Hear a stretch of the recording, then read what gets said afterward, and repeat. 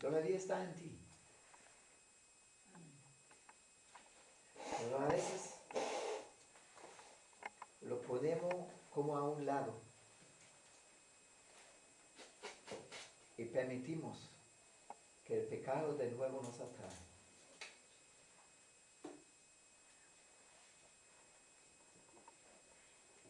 ¿Me dan razón?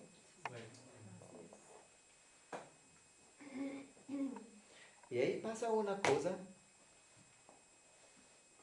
que como queremos, cuando nuestro corazón se aparta, pasa una cosa que siempre se observa. Al menos queremos parecer buenos cristianos. Nuestra alma tiene un tremendo temor de enfrentarse a la verdad cuando está apartado de Dios. Entonces, honramos a Dios igual con nuestros labios, cantamos, sentimos, vamos a conferencia, vamos por aquí, vamos allá y y después en casa sale basura de nuestra boca. Hablando con hermanos sale basura de nuestra boca, ¿sí?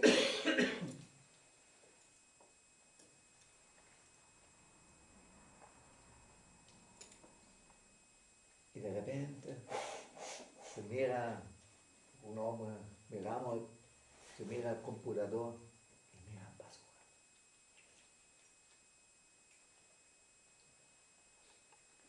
Y pasa el tiempo y tú ves cristianos atados en amargura, atados en pornografía, atados en pecados sexuales, atados en ira.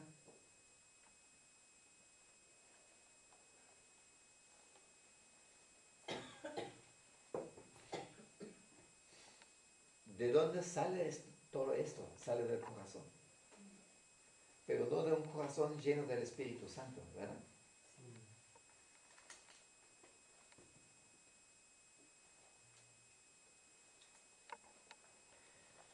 Mira, amar a Dios en la práctica es guardar sus mandamientos.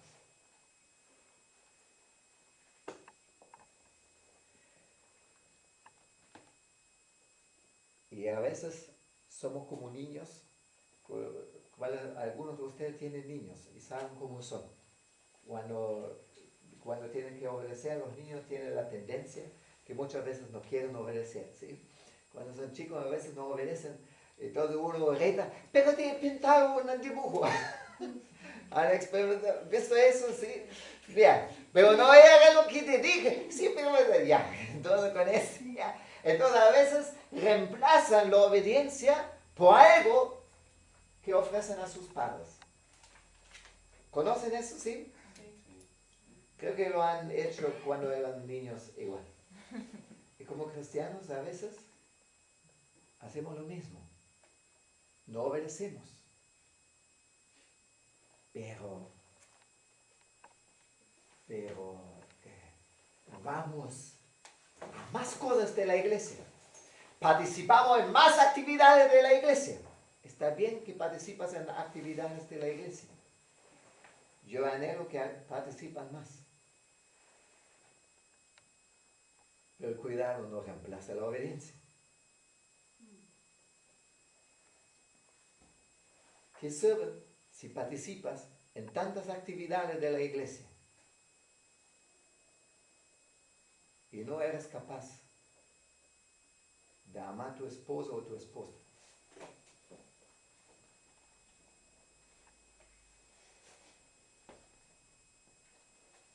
No hay un mandamiento de Dios en cuántas actividades mínimas tiene que participar en la iglesia. No hay. No hay un mandamiento de Dios que te dice cuánto tiempo cada día tiene que pasar en un devocional. No hay un mandamiento de Dios que nos dice que tenemos que cantar. No hay un mandamiento de Dios que nos dice cuánto tiempo tenemos que leer la Biblia. Ni siquiera hay un mandamiento que te dice que cada día tienes que leer la Biblia. Hay un mandamiento que te dice que tienes que pensar, que tienes que como dice, reflexionar sobre la palabra de Dios. Pero en el tiempo bíblico no tenían, este lujo de tener una Biblia en casa es un lujo que solamente existe aquí en nuestra cultura, ¿sí? No hay un mandamiento de Dios acerca de cómo tiene que ser la canción o cómo, en qué forma tú oras. No hay mandamientos de Dios acerca de eso. Pero sí hay el mandamiento de Dios que el hombre ama a su esposa como Cristo la iglesia. Sí hay el mandamiento que dice a la esposa que se someta al marido. Está ahí. ¿Verdad?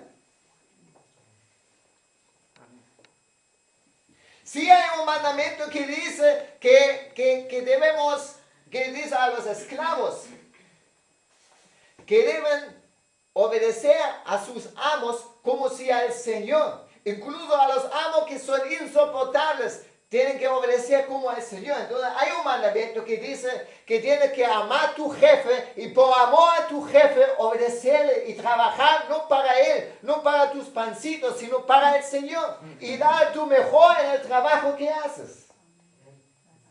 Para eso hay un mandamiento, ¿sí?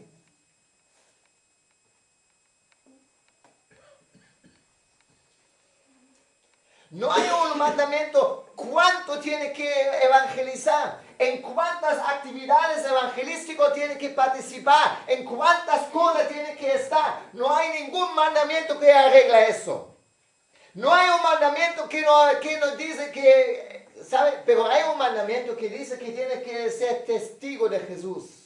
Pero este es 24 horas cada día. Y nosotros a veces reemplazamos la obediencia por una cultura evangélica.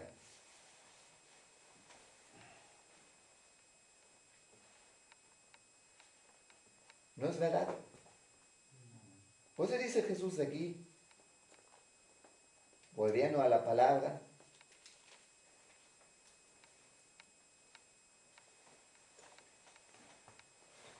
este pueblo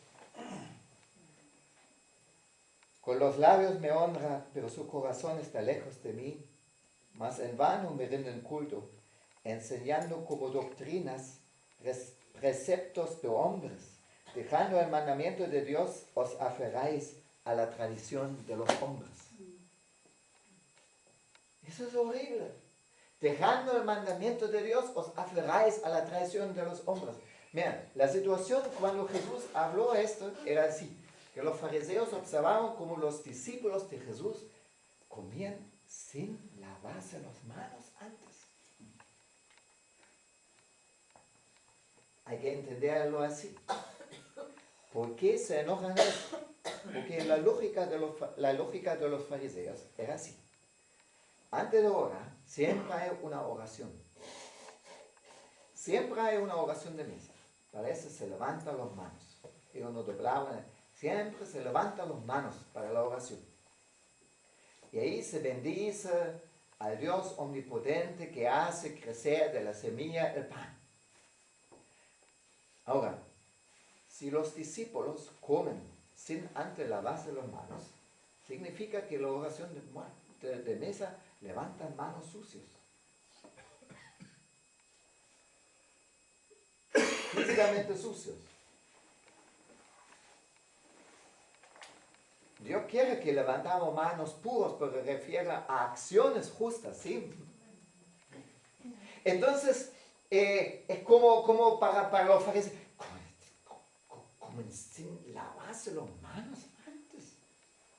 Y así se pone en la mesa, porque comer para ellos siempre era, el comer para los fariseos siempre tenía una conexión con Dios. Y hasta aquí está bien, ¿sí?